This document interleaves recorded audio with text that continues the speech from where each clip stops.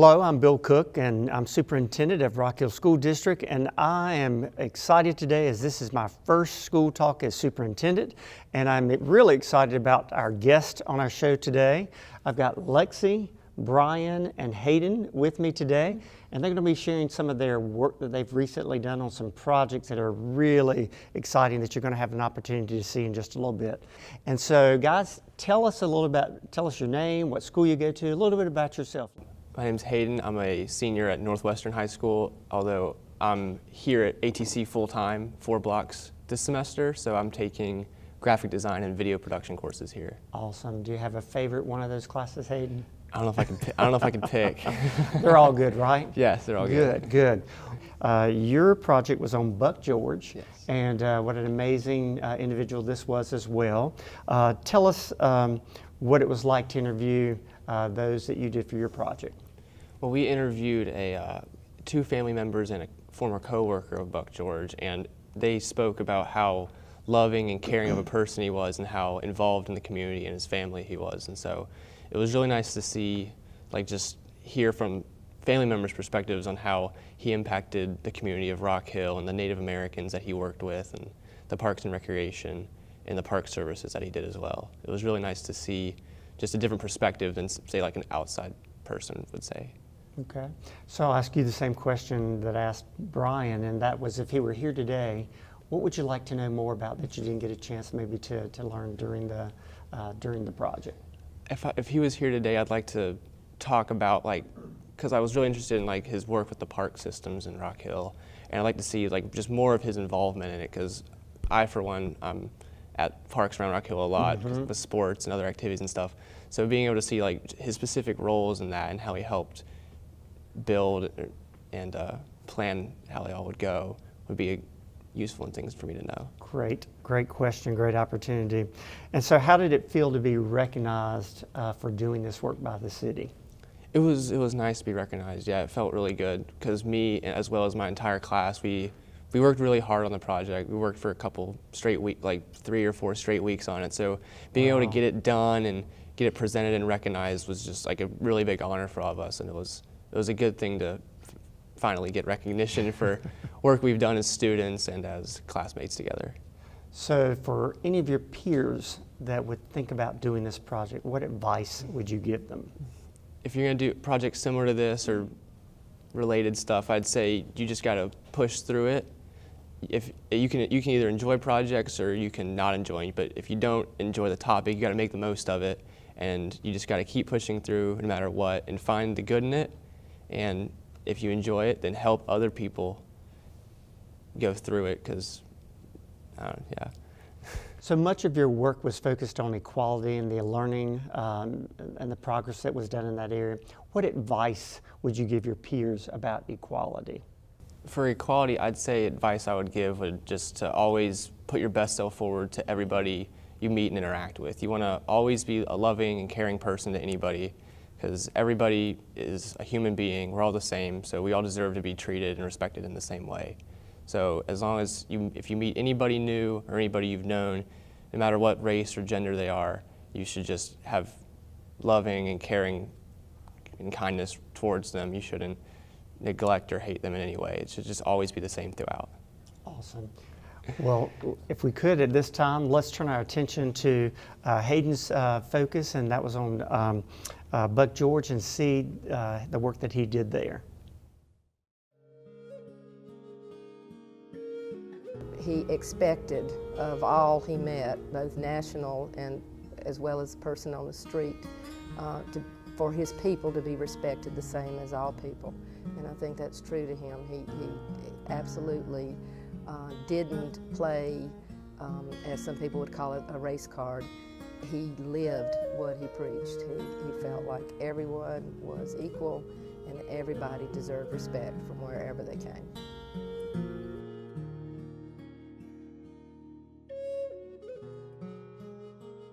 In 2013, he received the Key to the City for his work on long-standing community service for Parks and Recreation. And he tried to attend as many meetings as he could, even from the hospital. Quite often I would remember him would ask one of us to go check on the meeting or call in and let him know why he wasn't there. So I think his purpose in being on that committee was so strongly motivated by, he saw that he had been able to get ahead through sports, and he saw what a great leveler it was. And he really wanted that for all of the children in this city. He saw that as a great opportunity. And now we see the legacy of the great parks in this city and all of the athletics that are available to kids, and our reputation as a great athletic city. And I think you see his equality shine through that. He was a person that very much emphasized education, and he looked at athletics as something to level the playing field, both intellectually and in a brotherhood sense. He always tried to encourage us to learn as much as we could and to always look at somebody as a brother. Very early on became a Gray Y coach at Ebenport. It's hard to find a kid that he didn't coach in the city somewhere, including me and my sister. He really saw, he never turned away a child. He said, if you're there and you participate, you're going to play. He absolutely would not turn anyone away because of color, creed, anything else. But I've always known him as the football star. And he had a name called the Vanishing American because he ran so fast. I look at him as, oh, Indians never die, they just fade away. He just kind of faded in the background, but yet his legacy still goes on. He left a good legacy with his 3 daughters, and they're carrying on the work that he started, along with a lot of the rest of us.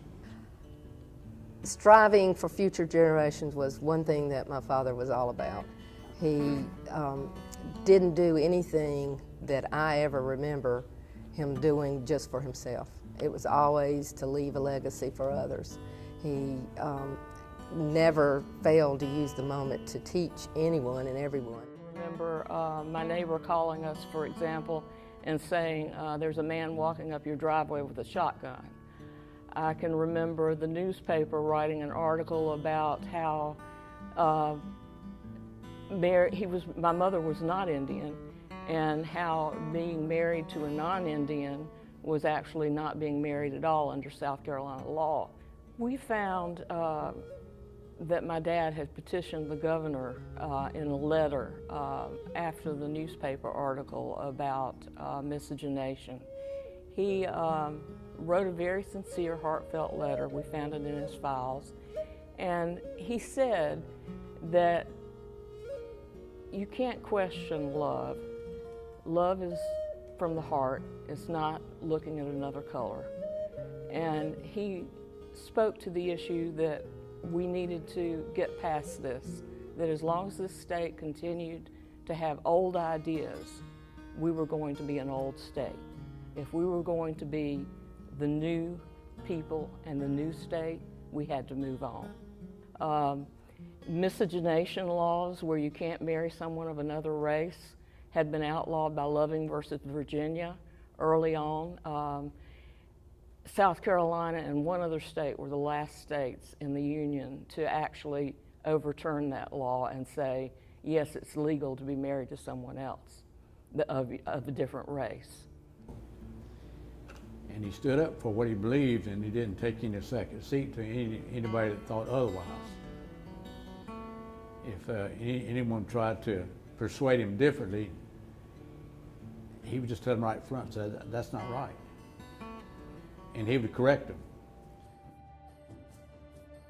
Our word in Catawba is Iswa Yantashea, which means warrior. And to paraphrase Sitting Bull, a warrior is not someone that takes another life.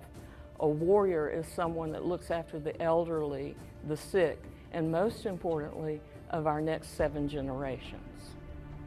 He felt that equality for his people should be the same as for everyone else, and he would settle for second best. He would always tell everyone that he met, you can do anything you want to do, and you can be anyone you want to be. And he loved people, he treated people the same. I can never remember a time that he ever put anyone down. This is throughout Native America. A young man doesn't receive knowledge until he's about 45 years old.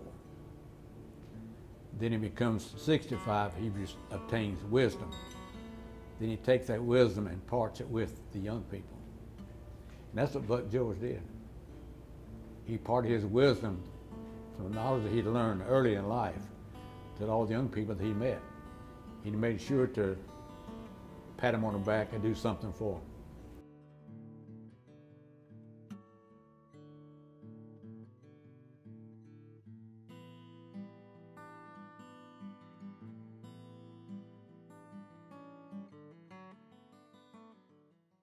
Well, it has been a pleasure to talk and learn about your projects. You did some amazing work. I know you're representing other students that will be given credit for the work that they did too, but some great work that you did, and just so proud, and I know that this is going to be enjoyed by all of our listeners. So thank you for joining us on School Talk.